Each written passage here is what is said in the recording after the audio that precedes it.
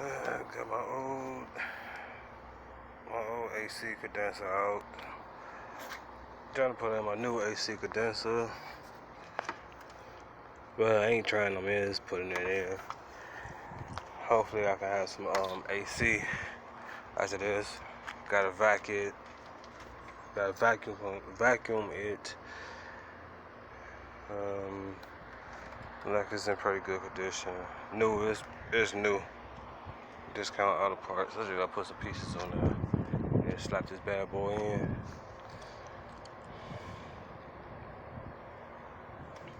That's pretty much gonna be the end. The old one out there was leaking from on this side somewhere.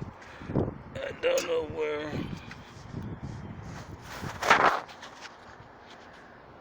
It appeared to be the leak here.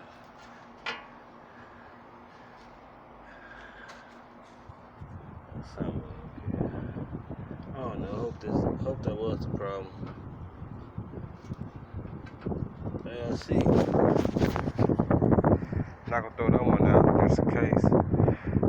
If it wasn't an issue and everything, that AC condenser is still good, so I have another one, just clean it down a little bit.